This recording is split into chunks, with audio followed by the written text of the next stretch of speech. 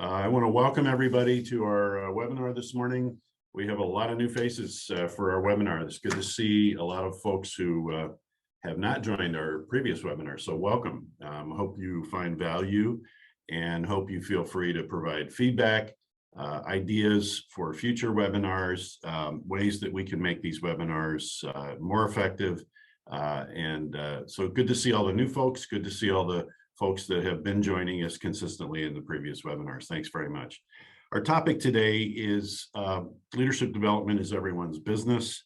The fact is that we have been in this business for 21 years of helping our clients develop effective leadership.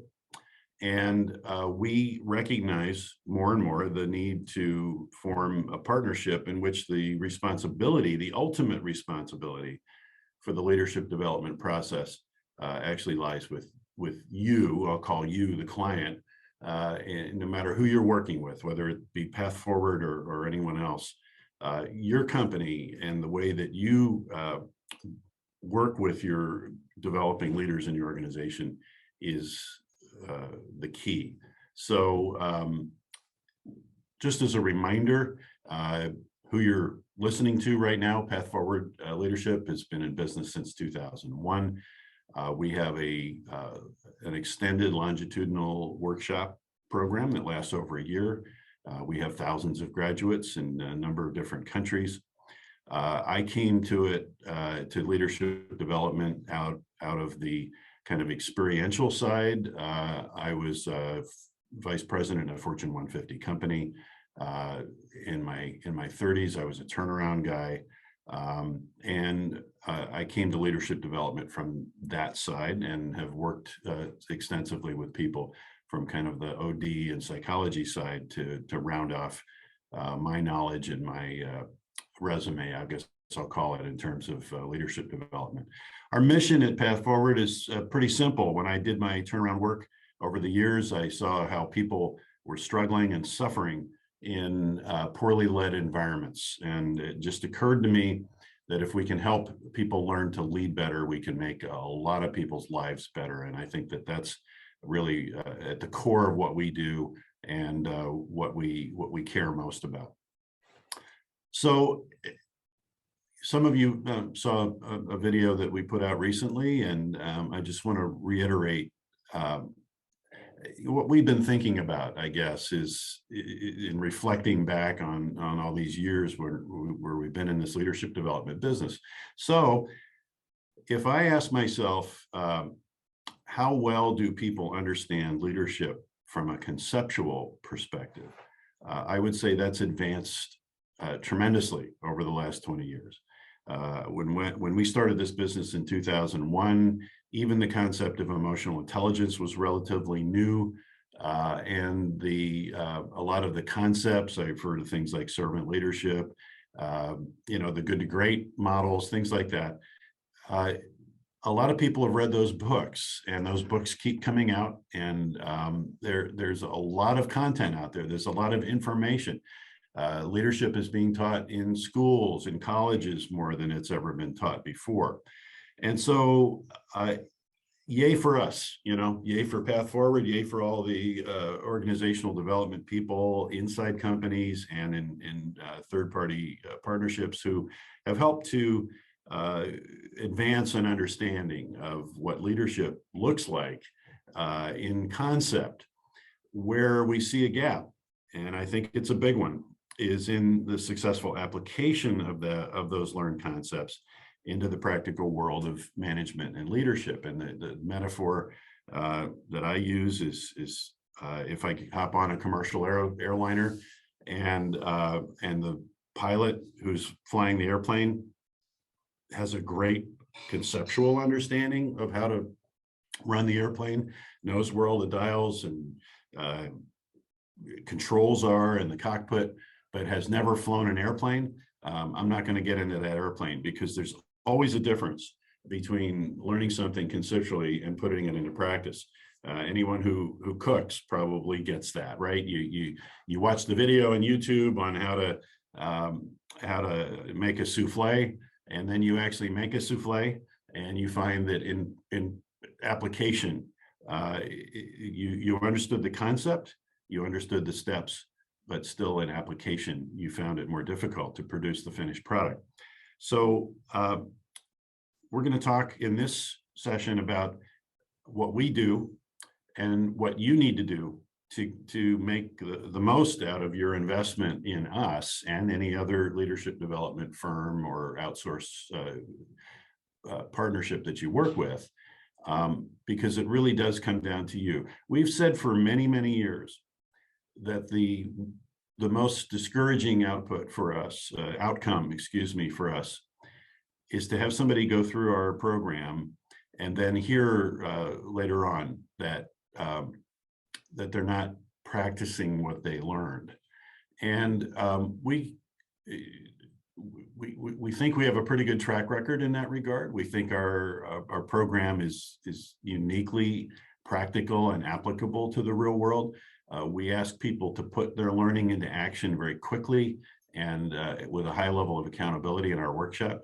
So we think we avoid some of that, but the fact is that we still like to refer to it as the Monday morning effect, which is you learn something on a Thursday and a Friday, and you attend a class, everybody sings Kumbaya, and you come back Monday morning, and by noon, you're back to your old habits because your habits are strong, and the culture in which you work probably reinforces a lot of those bad habits. So what we're trying to do is to say, you need to work with us. If you want to get the most out of us and the investment you make in us, you have to do a lot of work. So we'll talk about what that work is.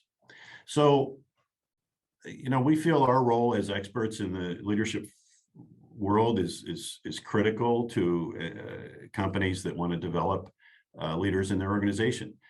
We can embed some ideas, some conceptual frameworks, some practices, some ideas into people's heads.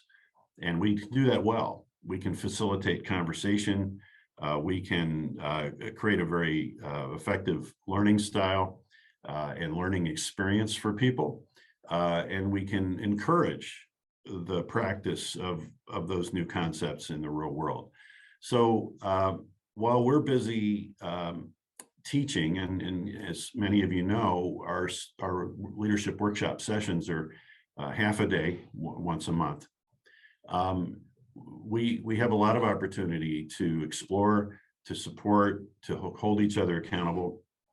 But once people leave that classroom, that half a day experience that they're having with us as facilitators, they walk back into your business, and then your role as coaches and supporters and mentors is equally important, if not even more important than what we've done in the classroom.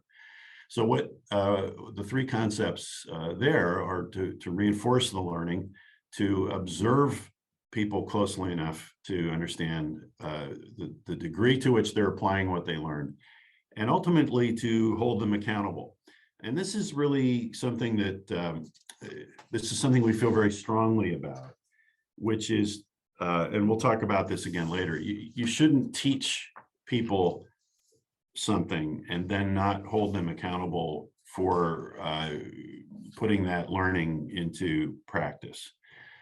So there's a lack of integrity in a lot of leadership development programs because we send people to a school or get an MBA, or they go through a program like ours, and they come back into the work environment and they're not held accountable for putting what they've learned into action in an observable and demonstrable way. And if you really think about that, there's really a lack of integrity in that. You have an integrity gap if you teach something and hold it up in your organization as a standard for leadership practice and leadership behavior, and then not hold your leaders accountable for putting that learning into action and demonstrating it in a real way. You're out of integrity. You're out of integrity with yourself. You're out of integrity with the standards you've established. And then I would also argue we're out of integrity with you in terms of teaching something that's not accountable. So we'll talk about that more as we proceed. So let's talk about your role. And this is your role as peers. This is your role as a growing leader yourself. This is your role as a manager of people who are developing. This is your role as an HR person or an organizational development person or a trainer. So the first thing that has to happen is that the conceptual understanding that's being taught in any leadership development program is reinforced. And one of the things that we've found certainly is that when senior leaders in our client organizations study, absorb the curriculum of the company's formal development programs, then the program becomes much more effective. So a lot of the reinforcement of leadership development programs in any company comes from senior leaders who are have absorbed the curriculum, who believe it, who understand the concepts, understand the language, the metaphors, whatever that are presented in those formal programs, and bring them up in conversation and reinforce them any way that they can. You want to have a lot of encouragement, and we've seen a lot of situations where people go through a leadership development program, and they go back to work, that afternoon or the next day, and somebody might say, "Hey, how was the leadership development class that you went through today?"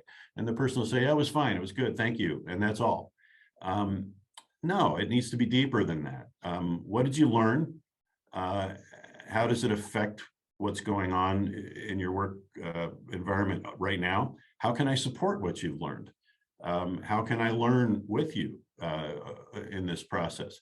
So when someone goes through a leadership development program, they should know that they're going to be, I guess I'll say, quizzed on it or followed up on it by the people they work with, and hopefully in particular by their immediate supervisor or partners or peers in the organization.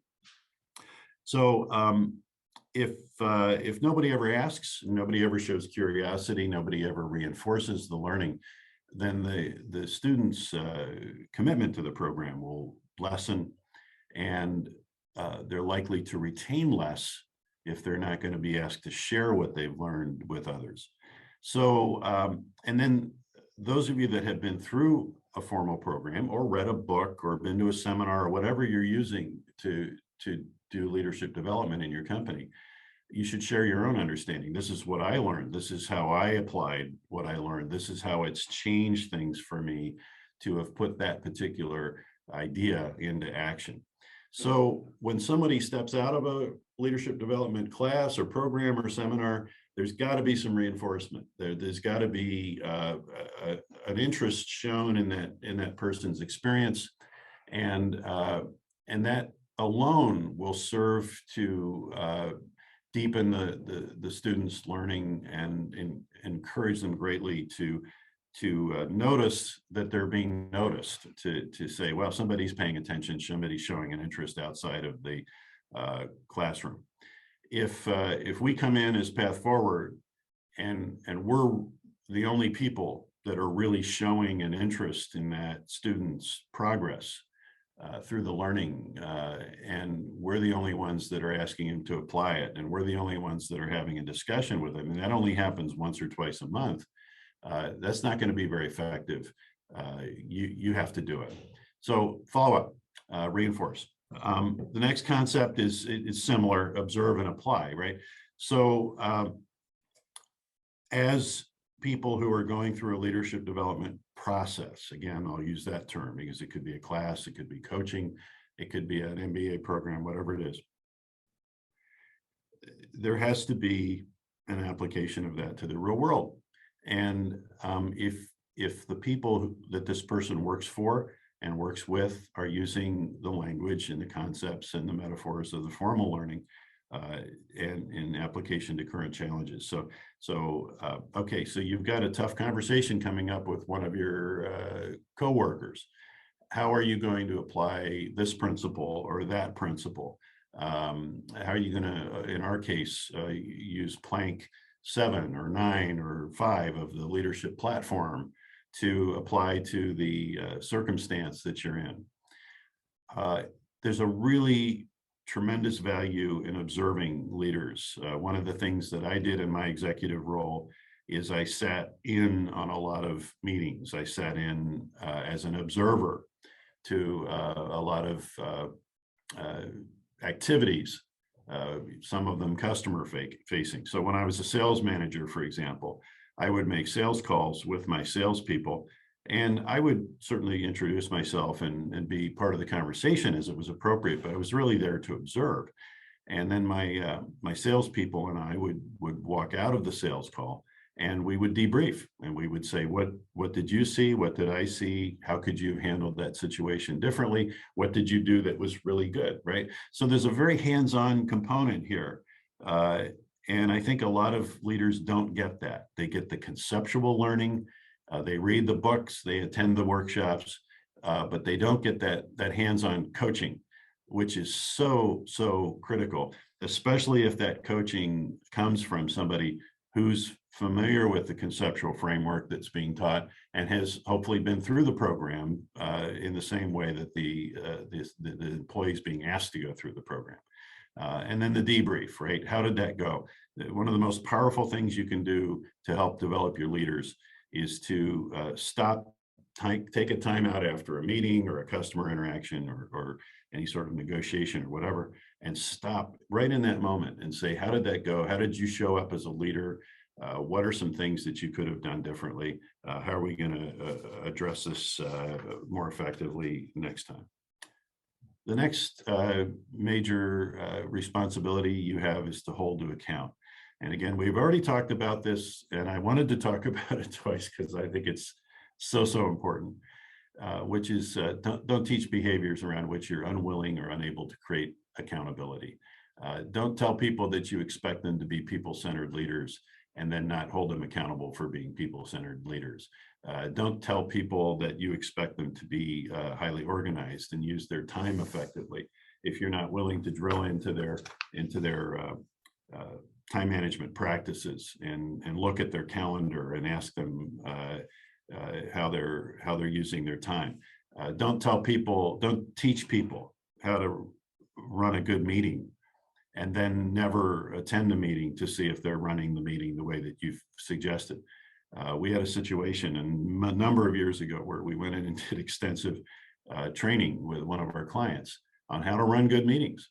And I suggested to the senior leadership of the company that we should now be observing some of the meetings that are taking place in the organization, and that we should give feedback about whether or not the people who were running the meetings had learned what they needed to learn in those classes and applied them to the meeting disciplines.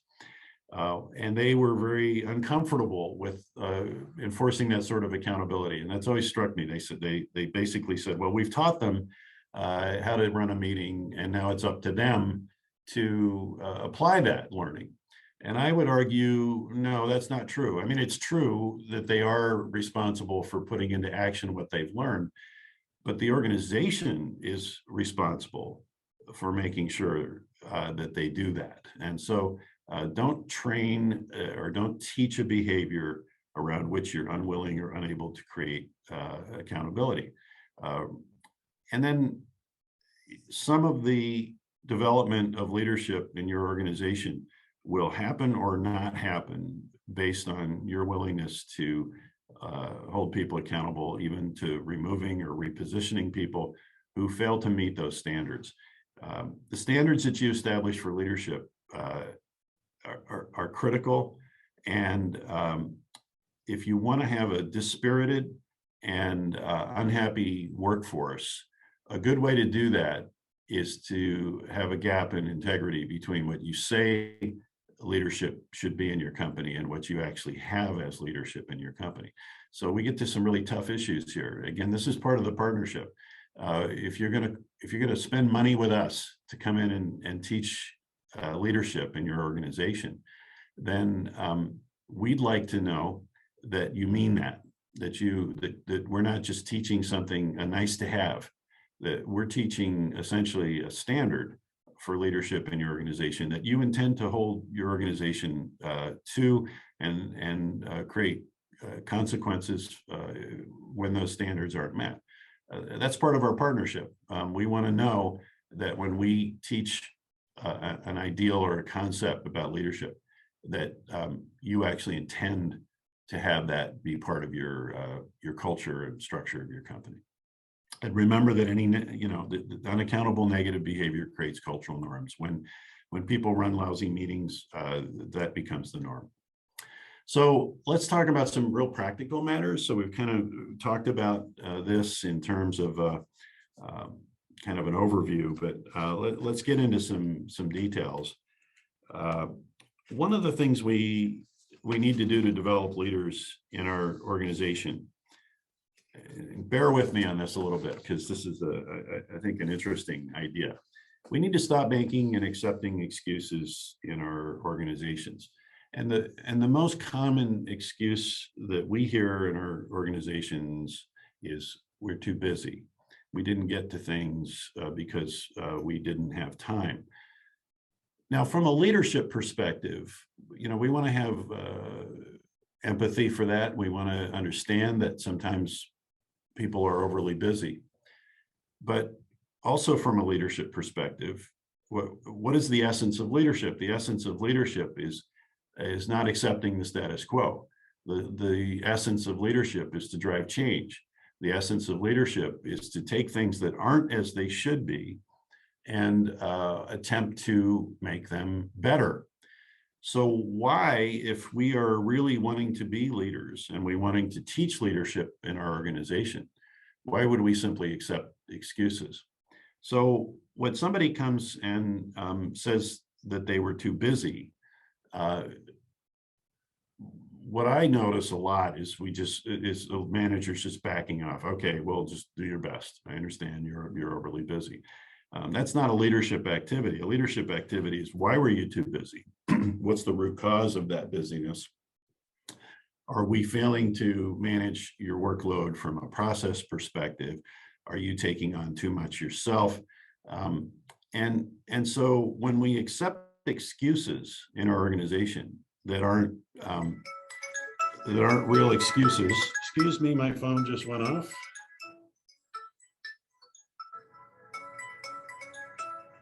I apologize. I thought I had my phone turned off. I didn't. If we accept excuses, we weaken leadership. If we don't drill down into the root causes of the failures in our organization, we weaken leadership. So whenever there's something that didn't happen as it should have or as it was expected, we have a leadership challenge to do something other than to just say, well, try harder, or hey, do better, or let's fix that. And so stop making excuses, stop accepting excuses. They're mostly useless. They're mostly ineffective in solving root cause problems, which is, again, something leaders do. Leaders want to get to the root cause. The second thing I'd like to encourage is we often see employees who aspire to leadership, and they have ideas, and they have a desire or an intention to make things better. What we need to ask more of is for people to take those ideas and put them into some sort of formal presentation. And it could be a bullet pointed list. It could be an email. It could be a full-fledged PowerPoint presentation. Whatever it is, you should be asking the current and future leaders of your company to put their ideas into format, structure, to articulate those ideas as effectively as they can, and present those ideas to people in a forum in which the ideas are shark tanked, to use that term, and in which questions are asked and thinking is challenged. One of the best ways to intellectually develop your leaders and make them better thinkers is to ask them to be thorough and articulate in the presentation of their ideas, and to have a kind of a Socratic exchange about those ideas. Here's what I like about your idea. Here's some questions that come up. And it's okay for people to have ideas that don't win. It's okay for people to have ideas that don't take hold or that don't make sense, because we want them thinking, right? One of the most powerful things that you can do to develop leadership in your organization is to have people thinking at the highest possible level all the time about what they're doing. We talk about this a lot in our workshop, about the fact that we get our work boots on, and we plow ahead, and we work, and we do things, and we accomplish tasks. If you want to develop real leadership in your organization, you'll ask people to do what we metaphorically call put on the sandals and think. And people who are asked to think and asked to present their ideas in formal presentation come up with better ideas. The ideas are better, are more fleshed out. They're more thoughtful. And often people have an idea, and when they're asked to present it formally, they find out as they put their presentation together, their idea maybe doesn't make sense. So this is a matter of developing the intellectual capacity and the thinking capacity of your future leaders. And it's really critical that they are required to do something other than just catch you in the hallway and say, hey, I have an idea. Okay, if you have an idea, get it in writing, get it into some sort of documented format. Next thing we'd like to suggest, again, this is a big issue. We could probably spend an entire webinar on this. If your company isn't working from a good strategic plan, I'm going to just say it this way. If your company isn't working from a good strategic plan, and the execution of that plan is not done in a disciplined way, you will not develop the kinds of leaders that you want in your organization. This is a really, really common weakness, I guess I'll call it, that we see in a lot of companies, which is we have a lot of plans, we have a lot of ideas, and then we look back 6 months later and we just haven't accomplished a lot of the things that we set out to accomplish from a strategic perspective. I think that weakens leadership. I think it weakens the commitment that people have to the plans. I think it doesn't hold people sufficiently accountable for moving those plans forward. So we really strongly suggest that your organization has a strategic plan, that it boils down to a level of detail, that it requires ownership, that it's time bound, and one in which big picture thinking is encouraged, and we need to manage people closely to gauge their productivity. This is back to the making excuses. If you have a strategic plan and you meet, say, for example, every month to review your plan, and people come back and say, well, I just didn't get that project done this month.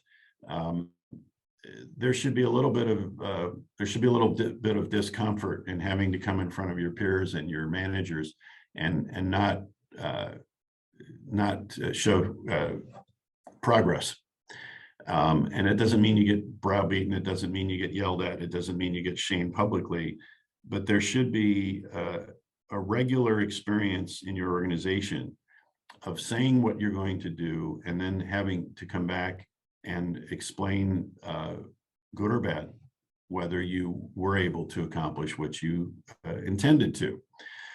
Now, again, I know some of you will maybe reject and say, well, that sounds kind of harsh and difficult and command and control. It's not. We're not talking about following people around every day to say, did you execute? Did you execute? Did you execute? But we're just saying, you said you would have something done by the end of the month. It is the end of the month now, so we're here to notice. And our plan is structured in a way that it has dates, that it has a specific expectations. So think about the way that you plan and the way that you execute on your plans, because if you're really good at that, you'll find that a lot of really good leadership behavior will develop underneath that sort of structured approach. And then again, we've already talked about this, but just a reminder, observe and debrief. Really, really powerful to come up to one of your managers after they run a meeting and say, tell me how that meeting went from your perspective.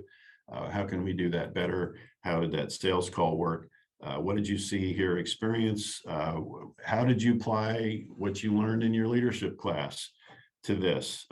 How is this thing that happened or that's happening an example of a challenge that was discussed in your leadership program?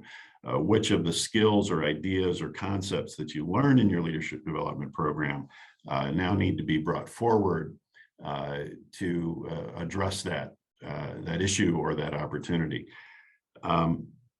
Managers, all developing leaders need to be coached.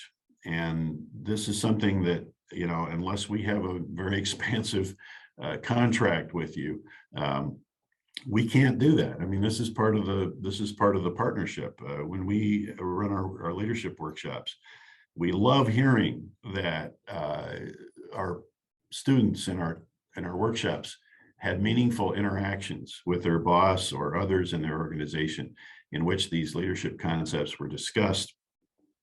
And we love to hear about support that people got from their peers. And so it takes a village, right? You've heard that term. It takes a village. You're the village. We're not really part of the village. We're visitors. We come and visit your village, but we don't live there. You live there, and you have many more opportunities, thousands of more opportunities to interact with people than we do. Challenge people, address gaps between observed and potential behavior, create high standards and expectations, focus on value and results more than style. We love when groups get together, for example, and read books together. There's a lot of good books out there, including ours. Land on your feet, not on your face. We worry and we observe that it stops there in a lot of cases. Hey, did you read the book? Yeah, I read the book. What'd you think? Yeah, it was a good book. I liked it. Good book. It often stops there. It's often like, okay, so how do you measure up against what that book proposes as a standard for leadership behavior? What's the gap for you between what this author or this workshop facilitator expresses as a critical concept of leadership and what you're actually doing? What is the next big challenge for you? Are you having that conversation that you need to have, or are you just being a victim? If you think about victimhood, which is a way of being in the world that I think we all agree we see too much of, it's the direct opposite of leadership. Leadership is the direct opposite of victimhood. And so often development of leaders occurs most effectively when somebody says, what are you going to do about it? Or what can you do about it? Or what haven't you done about it that you could? And so leaders develop best when their standards are high and there's a lot of challenge. And you are going to make people feel uncomfortable. People cannot grow to be leaders without feeling uncomfortable, without being challenged in ways that make them maybe scuffle their feet or look down at their shoes and say, gosh, I'm not measuring up yet. I'm not there yet. You can't grow your leaders unless you're challenging them, unless you're calling them to their highest potential, unless you're expecting the best. And we can try to do that. We can try to encourage that in a learned conceptual environment like a workshop. You have to do it on the street, on the field of play, however you want to describe that. So this idea of challenging people, I remember a couple of critical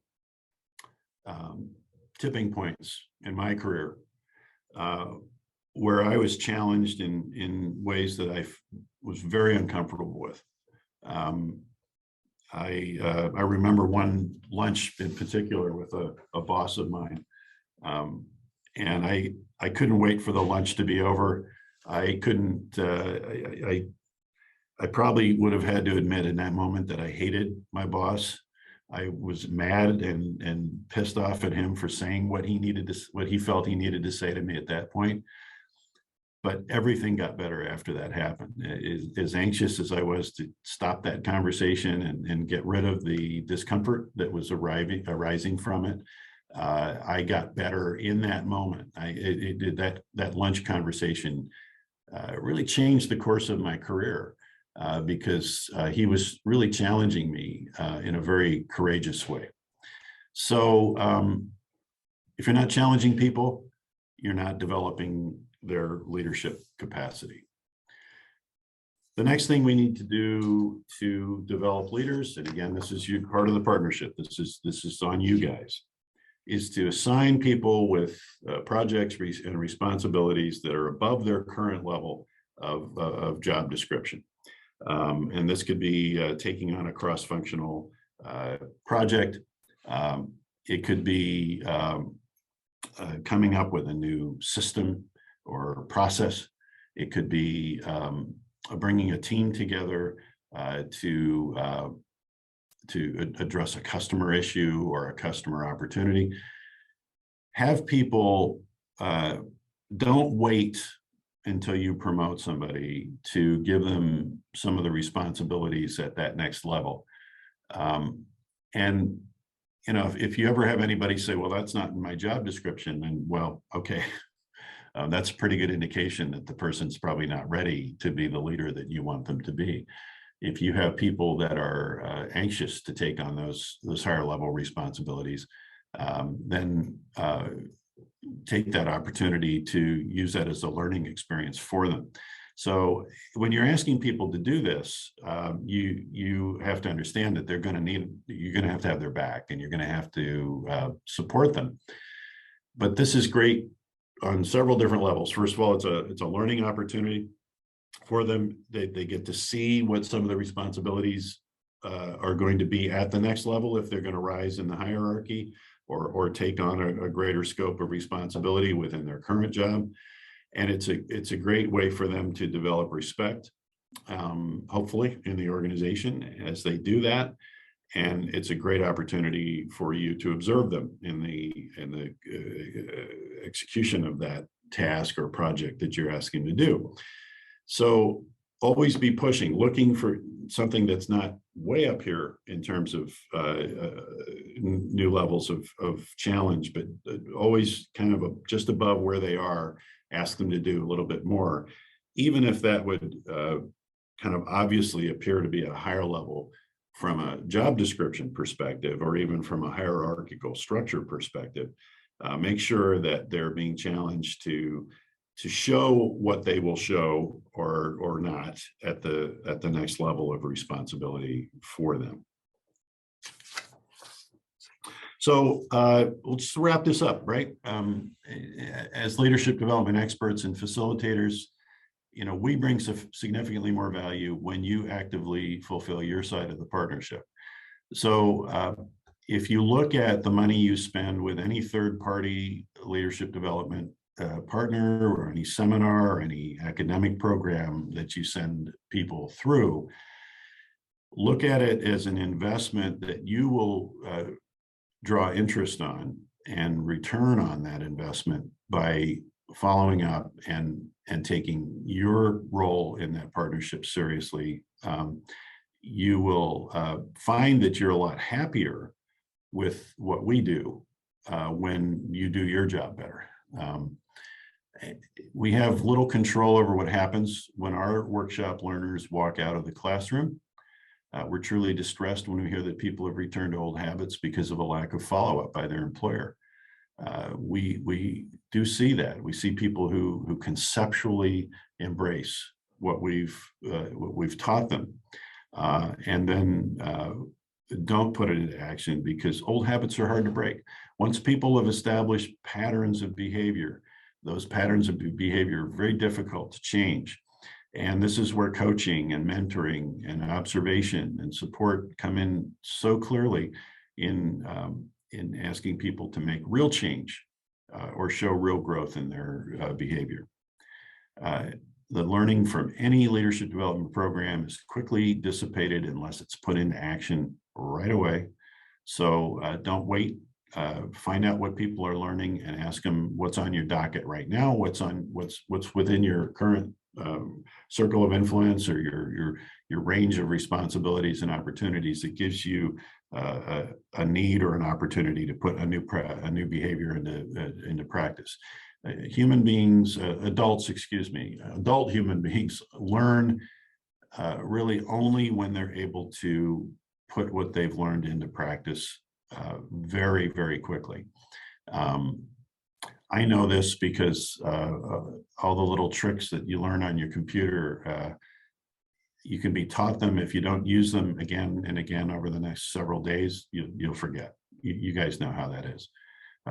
Same.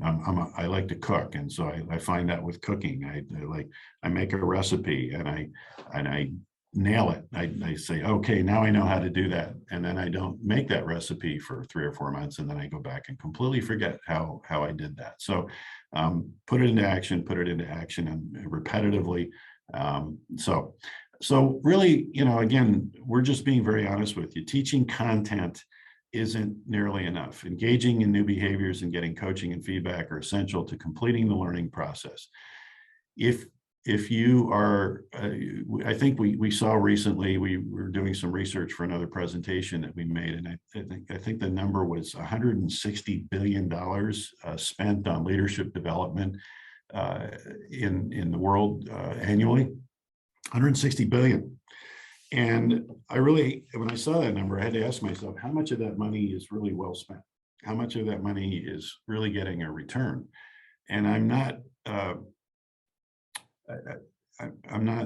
optimistic about the fact that a lot of that money is invested well. And I think the reason that it's invested poorly is because people don't understand this gap between a conceptual understanding of something and an actual behavioral application of that something in the real world. And so if your company is guilty of checking a box and sending people off to a program like ours and not really following up and not really investing in that employee's development on a day-to-day basis, then you're not spending your money wisely. You should only spend money on a development process that you're willing to support. And so, the professional and the personal development of your employees is really what's at stake here. And so we take our side of the partnership very seriously, and we look for opportunities all the time to try to embed conceptual understanding into behavior.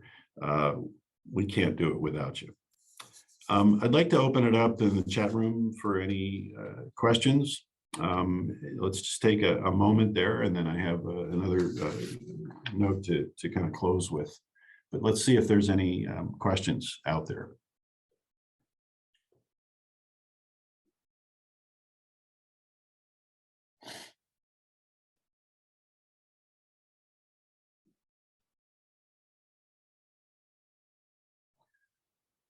I had a chance to look at the entire list of attendees.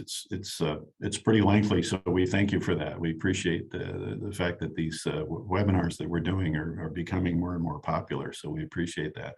I don't know how many of you are specifically in the leadership development world, but again, the message of this is we're all in the business, right? All of us are in the business of leadership development. Those of us that work as third party are in the business of developing our clientele. Those of us that are managing people are obviously responsible for the people that we work with. So I'm not seeing any questions. As always, you're more than welcome to follow up with me afterwards.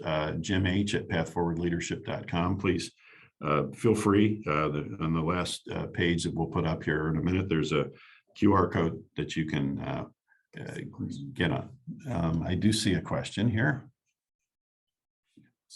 That's right.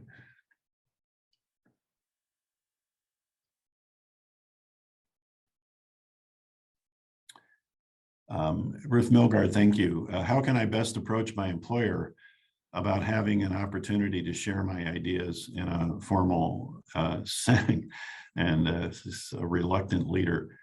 I think I think you have to, as you're developing as a leader, I think you kind of have to force your way onto the agenda a little bit. I think you have to say, it's important to me, I have an idea.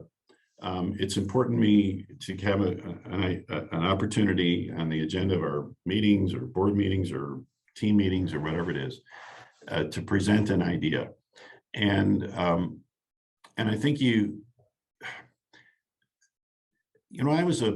I refereed basketball games for several years as a part-time job. And I learned that when I blew the whistle and I made a call, like a foul or traveling or whatever the thing was, the more authoritatively and assertively that I made the call, the less people would argue with me. And I sometimes wonder if we take an idea or we want to present an idea, are we showing the passion and the grit and the determination that we need to show in order to get people to pay attention and listen? So I would almost suggest, Ruth, that you take it as a leadership challenge just to get on the agenda. The challenge might be to establish yourself in that way and say, if you're going to ask me to do the job that you're asking me to do, then I need to have this opportunity to put my ideas in front of you, and I respectfully demand that opportunity. I don't know if that'll work for you. We can certainly talk about that offline if you'd like to. But if you have an idea, don't let it just percolate year after year, month after month. Get it out there. Have it heard. It probably deserves to be heard. We wanted to let all of you know that we are filling seats for a workshop that should be starting soon. I'm going to respond to, I'm going to go back real quickly and respond to Priscilla. Hi, Priscilla Armstrong. Nice to see you again. I have a senior experienced creative who hates process. Forcing him to use structure and our product management tools is not working well. Any suggestions? Yeah, that's a good one. There's a feeling on a lot of people's parts, I think, that's bureaucratic, right?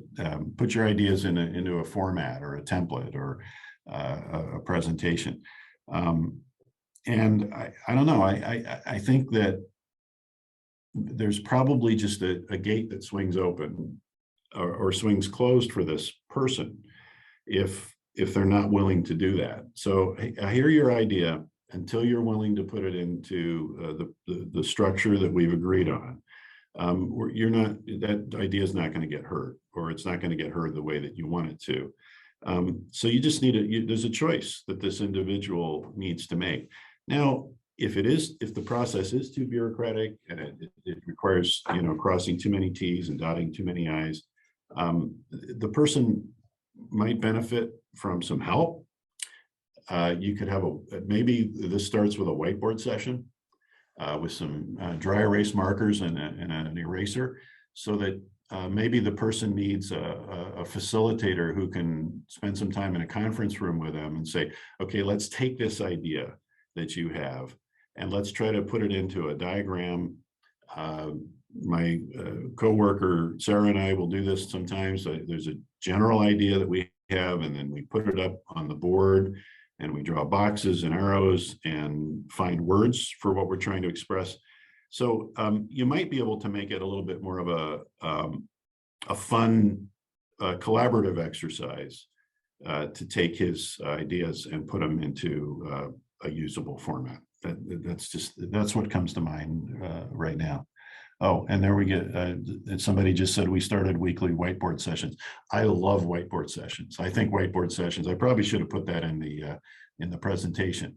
I love a blank space and a cup and markers in people's hands as an intellectual development, as a creative development. Really, really strongly in support of that sort of open kind of dialogue and visual dialogue, right?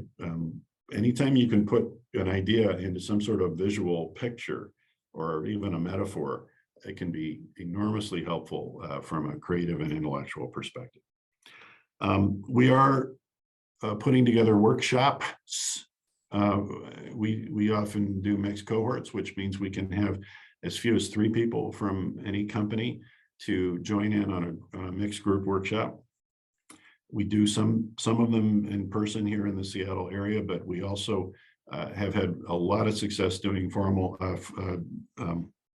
online virtual workshops. It is a 13-month program. It's reasonably priced and it's really high value. It's the kind of long circular longitudinal learning that really needs to take place from a leadership perspective. So we would love to hear from you if you'd like to know more about our workshop programs, how we conduct them, what's expected, cost, all that stuff. It's a really good time to be talking to us about that because we're trying to wrap up the last few seats in our workshops and get some of these things started no later than probably the end of the summer or September. So we'd love to hear from you. Our workshop is a very, very effective leadership program, especially when we're working with the kind of partners we've been talking about in this webinar. If you haven't already connected with me on LinkedIn, I'd love to connect with you there. I'm on LinkedIn pretty much daily, and we can have conversations there. We can share ideas. We can post things. You can like me, because I need that from time to time. So love to continue this conversation with any of you and would love to get any feedback that any of you would be willing to give about this webinar, how I could have made it a better experience, and possibly topics that you'd like us to talk about in future webinars. So with that, I will say thank you again. Really very, very encouraged and energized by the nice turnout that we got for today and all the familiar and unfamiliar names that we saw on the guest list today. It's been wonderful to be with you, and we'll be coming back at you again soon with another webinar, and I hope to see you there. Thanks, everyone.